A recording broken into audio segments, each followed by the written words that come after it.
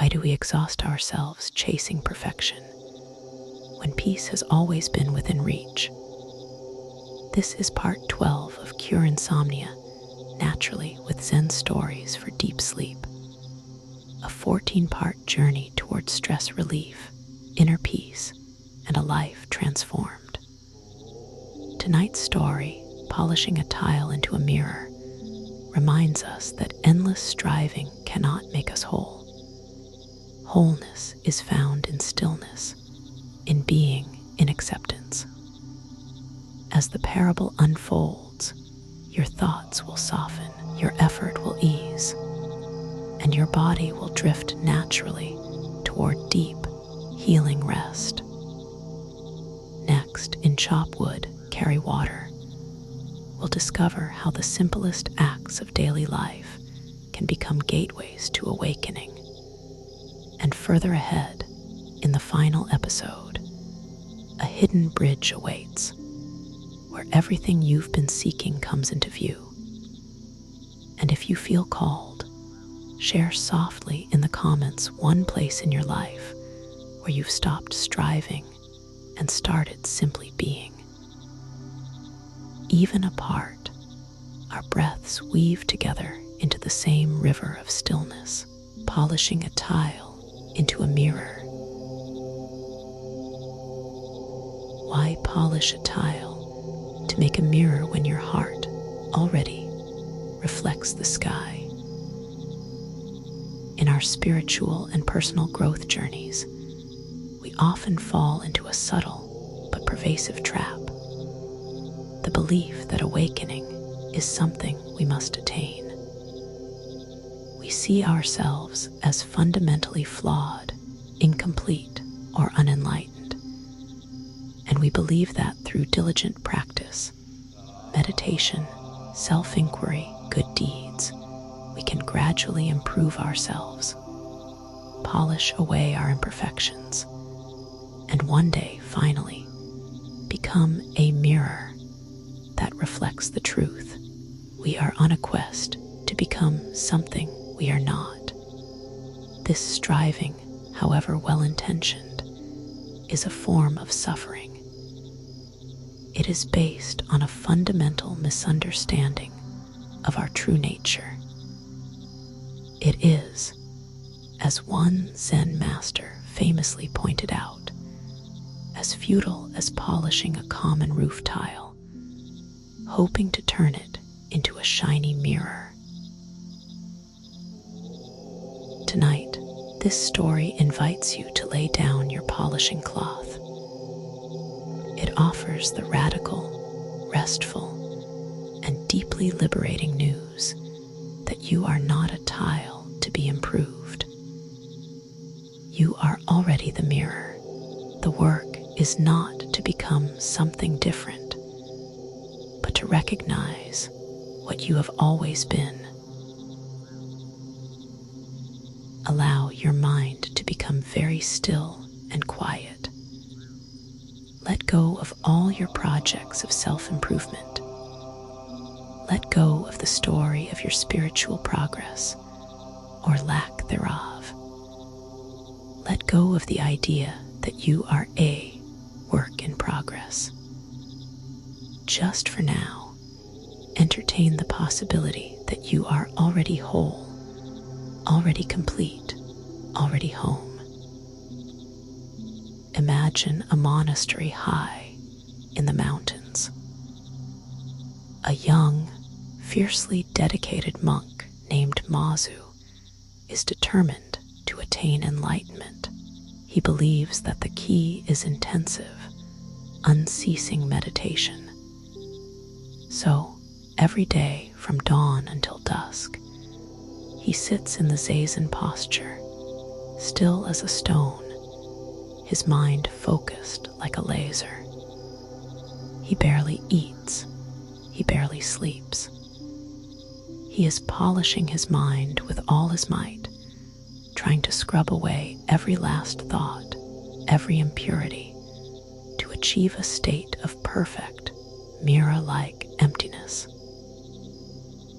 His master, Huarang, watches him for some time with a compassionate and slightly amused eye.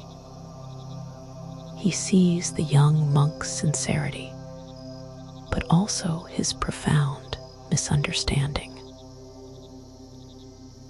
One day, Master Huerang walks over to where Mazu is sitting, deep in his strenuous meditation. The master sits down nearby, picks up a rough terracotta roof tile, and begins to rub it vigorously with a piece of cloth. Scrape, scrape, scrape. The sound is loud and grating, impossible for Mazu to ignore. Mazu tries to maintain his concentration, but the relentless scraping sound is infuriating.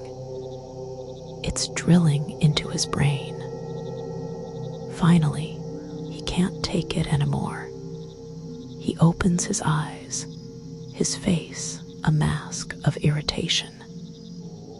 "Master," he says, "what on earth are you doing?"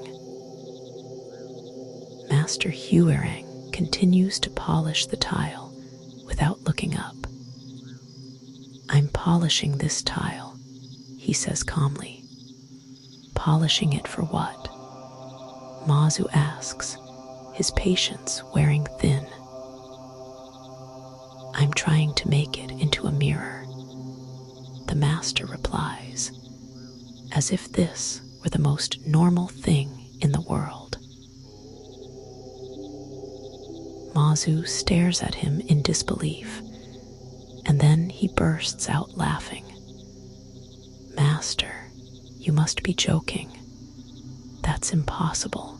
You can polish a tile for 1,000 years, and it will never become a mirror. It's just a tile." Master Huerang stops polishing. He puts down the tile and the cloth, and he looks at his student with a deep, penetrating gaze. "Oh," he says, "and you think you can sit there for 1,000 years and through the effort of meditating, turn your ordinary mind into an enlightened Buddha?" The words strike Mazu like a thunderbolt. In that instant, he understands. He realizes that he has been treating himself like a tile.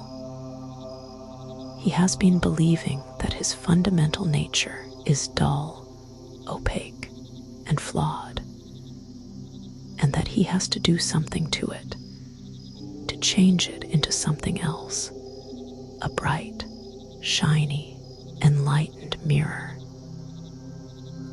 The master's lesson was this: awakening is not created, it is recognized. Your true nature, your Buddha nature, is not something you attain. It is what you are right now. It is the very awareness that is hearing these words. It is the consciousness that is looking out through your eyes. It is already clear, already vast, already mirror-like. The problem is not that you are a tile. The problem is that you think you are a tile, and so you spend all your energy on the futile project of polishing. This is one of the most liberating teachings in all of Zen Buddhism.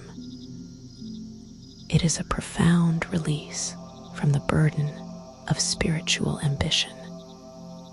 It takes all the pressure off. You don't have to become worthy. You don't have to get rid of all your negative thoughts or emotions. You don't have to achieve some special, mystical state. All those thoughts, emotions, and states are like clouds passing in the sky. You are not the clouds. You are the sky. Or in the metaphor of the story, they are like dust and smudges on the surface of the mirror. The mirror itself is never stained. Its nature is to reflect.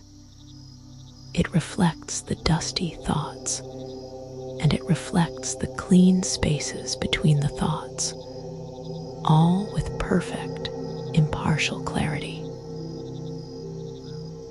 The practice, then, is not to polish the mirror, but to simply stop identifying with the dust. It is to shift your identity from the content of your mind to the awareness that holds that content. Realizing that awakening is not something to attain, but to recognize, is a deep form of emotional healing. It is the ultimate self-acceptance. It means that right now, in this very moment, with all your perceived flaws, all your messy history, all your confusion, you are already whole. You are already the mirror. So what does this mean for practice? Does it mean we just stop meditating and do nothing? Not at all. As the Master showed, he still sat down. But we sit not to become a Buddha, but to enjoy being a Buddha. We sit not to create peace, but to experience the peace that is already here, beneath the noise of the mind. Our practice becomes an act of recognition, not an act of construction. It's a resting back into our true nature. The tile needs no polishing. Your true self is already whole. As you lie here, preparing for sleep, let go of the polisher. Let go of the inner critic who is always telling you that you need to be better, calmer, more spiritual. That voice is the sound of someone trying to polish a tile. It is based on a false premise. Instead, see if you can feel the mirror-like quality of your own awareness. Notice how it is effortlessly reflecting everything that appears within it. The sensation of the blanket, the sound of your own breathing, a passing thought, a feeling of tiredness. The awareness itself is not tired. It is not touched by any of these things. It is just a clear, open, silent space. Rest as that space. That is your true home. That is the peace you have been seeking. You don't have to create it. You just have to notice that it's already here. Yet how do we live this profound truth in the midst of our ordinary, everyday lives? If enlightenment is our nature, how does it manifest when we are washing the dishes, paying the bills, or going to work? In the parable of chop wood, carry water, you'll find that awakening is not an escape from daily life, but a full, deep, and sacred immersion in it, waiting for us to step into the rhythm of ordinary tasks. For tonight, the work is done. The polishing has stopped. The tile has been set aside. There is only the vast, clear, silent mirror of your own being, reflecting the soft darkness of the room. Rest in that. Let it hold you. Let it be the gentle, effortless gateway to a profoundly deep and peaceful sleep. The tile's stillness carries us to the wood's quiet chop, where awakening hums in daily tasks.